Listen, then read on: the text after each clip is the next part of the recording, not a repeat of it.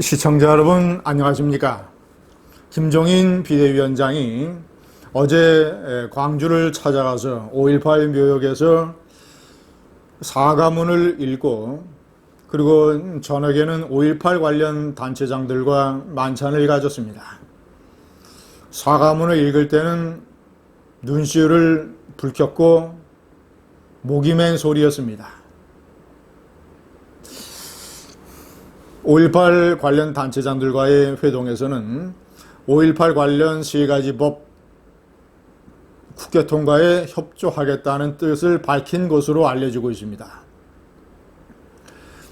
이런 김종인 위원장의 5.18 행보, 제가 이해하기 어려운 이상한 구석들이 여러 개가 있습니다. 첫 번째는 시점입니다. 왜 그는 5.18 기념일도 아니고 지금 8월 폭염의 한가운데 코로나 사태에서 왜 굳이 이런 액션을 취하는가? 저는 그가 뭔가 개인적인 문제에 쫓기고 있다고 생각을 합니다. 김종인 위원장의 임기는 내년 4월 보궐선거 때까지입니다. 그렇다면 내년 5.18 기념식에 그는 야당 대표로 참석할 수가 없습니다. 그러면 그 이전까지 어떤 공식 행사에서 참석할 기회는 없습니다. 그는 자신이 야당 대표일 때 반드시 이런 액션을 취하고 싶은데 내년 임기 끝날 때까지는 공식적인 기회가 없으니까 일부러 만들어서 서두른 것 아니냐 라는 생각을 갖습니다. 자, 두 번째, 그렇다면 그는 왜 서두는가?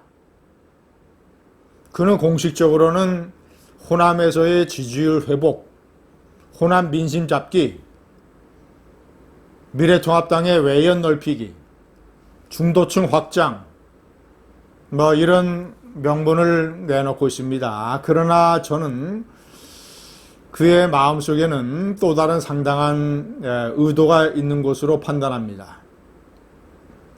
그는 어떤 개인적인 과거서에 쫓기고 있는 것 아니겠는가?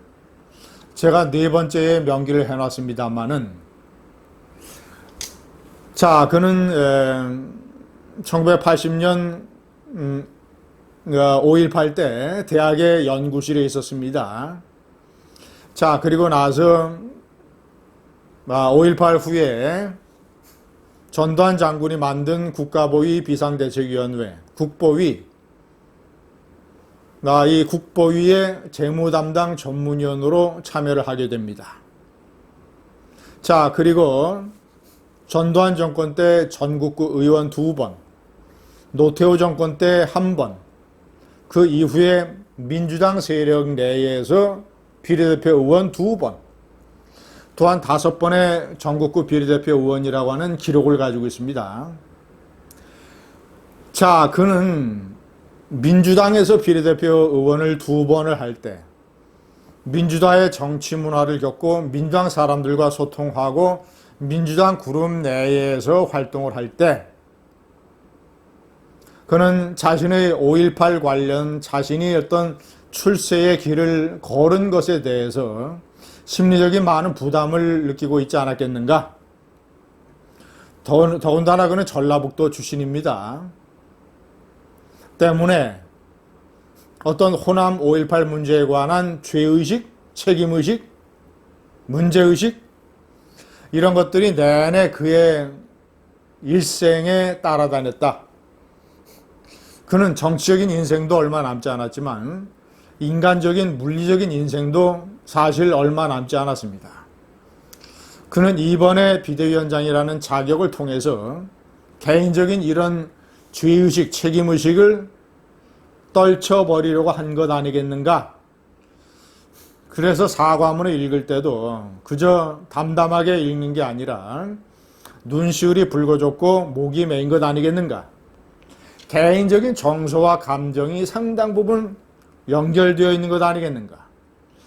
자, 그런데 제가 4번에 명기했습니다만 이것을 어떤 조직의 행보, 조직의 공식적인 방침이나 조치, 방향 이런 것과 연결시킬 때는 반드시 무리수가 따르게 됩니다. 그 무리수가 사과문과 그리고 5.18 관련 법들에 대한 통과 협조, 이런 것들로 나타나게 되는 것이죠. 그는 이렇게 얘기를 했습니다. 벌써 100번 사과하고 반성했어야 마땅한데 이제야 그 첫걸음을 뗐다.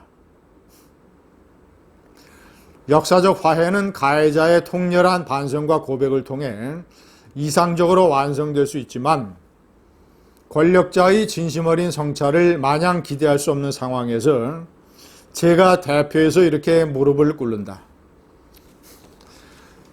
한마디로 얘기하면 전두환 전 대통령이 사과를 하지 않으니까 내가 대신해서 이렇게 무릎을 꿇는다, 이런 의미입니다.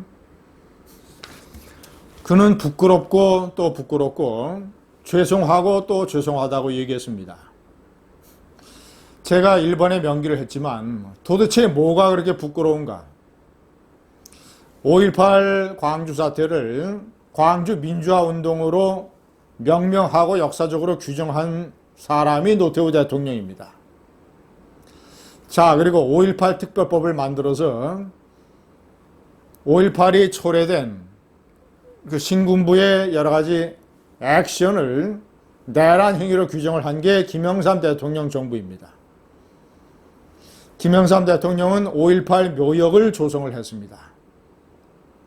여기에 추가로 김대중 대통령 정권에서 5.18 관련 유공자 예우법, 보상, 그리고 5.18 묘지를 5.18 국립묘지로 승격시킨 것, 김영삼 대통령은 5.18을 법정 기념일로 정하기도 했습니다. 자, 그리고 5.18 기념식 때마다 이 보수 진영, 우파 진영의 정치 지도자들이 대거 내려가서 조문을 하고 추모를 하고 사과의 뜻을 밝혔습니다.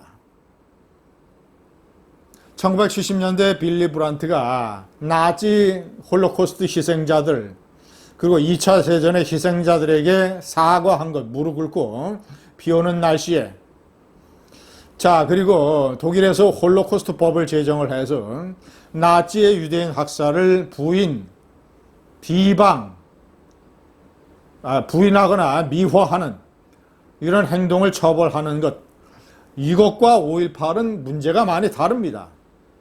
5.18은 어떻게 해서 폭력이 초래됐는가, 공수부대를 먼저 자극한 시위대의 책임, 그리고 상호 폭력 행위가 상호 상승한 것, 그리고 불가피한 유혈 진압, 국군이 학살자로 매도되는 문제, 국군에게 성폭행범이라는 누명을 씌우는 문제, 아직까지 이런 수많은 정치적인 논란이 있습니다. 자, 그런데 세 번째 명기한 대로 5.18 관련해서 입을 막아버리는 5.18 왜곡 처벌부, 5.18을 부인, 왜곡, 비방, 날조, 허위사실 유포하는 자에게 7년 이하의 징역을 때릴 수 있게 하는 이 법에 찬성하겠다고요? 김정일 위원장은 개인의 과거사와 조직의 행보를 연결시켜서는 절대 안 됩니다. 감사합니다.